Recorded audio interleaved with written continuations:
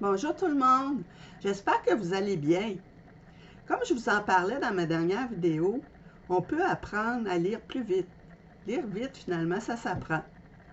Pour être capable de suivre notre progression, on peut mesurer notre vitesse de lecture. Alors, dans cette vidéo, je vais vous montrer comment faire pour calculer cette vitesse-là et je vais vous donner d'autres principes que ceux que je vous ai donnés dans ma première vidéo pour vous permettre encore d'accélérer davantage votre rythme de lecture.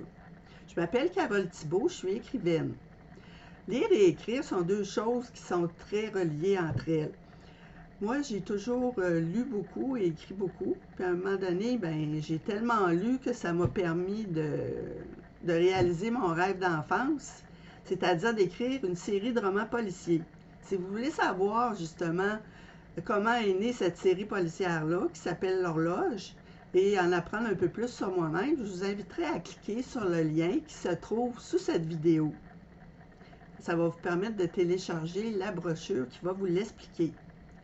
Alors, si on veut s'améliorer, si on veut accélérer un petit peu notre rythme de lecture, c'est important à toutes les 30 ou 60 minutes de prendre des pauses pour laisser reposer nos yeux et pour nous permettre de demeurer concentrés. C'est important aussi de respecter notre vitesse de croisière, là, parce que ça va y aller progressivement. C'est mieux d'y aller doucement et tranquillement au début, quitte à augmenter la vitesse, que de commencer trop vite, puis de risquer de rien comprendre, puis de ne pas avancer.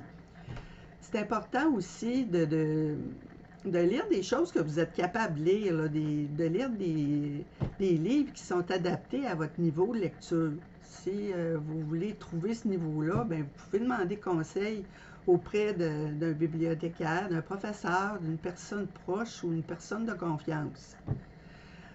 C'est important. Là. Puis lorsque vous lisez aussi, ça peut arriver que vous n'allez pas tout comprendre ce que vous lisez. Là, à ce moment-là, encerclez ce que vous ne comprenez pas, les mots que vous ne comprenez pas, mais continuez quand même parce que des fois, plus loin, on voit avec le contexte puis ce qui suit, là, des fois, ça nous fait comprendre ce qu'on ne comprenait pas avant d'être rendu là. Sinon, vous chercherez ce que vous n'avez pas compris, là, les mots incompréhensibles, vous les chercherez à la fin pour ne pas vous retarder. Lorsque aussi, si vous voulez suivre votre progrès en lecture, vous pouvez la mesurer. On mesure ça avec un chronomètre. La première chose qu'on fait, on prend une page du texte qu'on veut lire, là, du livre qu'on veut lire, ou une ligne, puis on compte combien il y a de mots à l'intérieur. Ensuite de ça, on détermine une période de temps X, puis on chronomètre pendant ce temps-là le nombre de mots qu'on est capable de lire.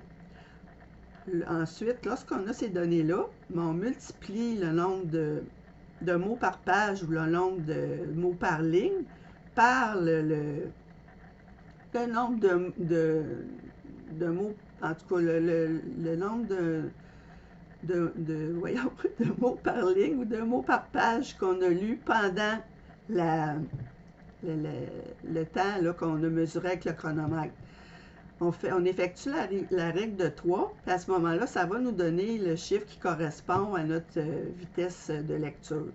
C'est important aussi de se fixer des objectifs quand on veut augmenter notre vitesse de lecture, mais des objectifs qui sont réalistes, qui tiennent compte de notre niveau là, de départ. C'est important aussi, si on veut vraiment s'améliorer, de lire le plus possible. Parce que c'est comme ça qu'on va réussir à s'améliorer. C'est même prouvé que si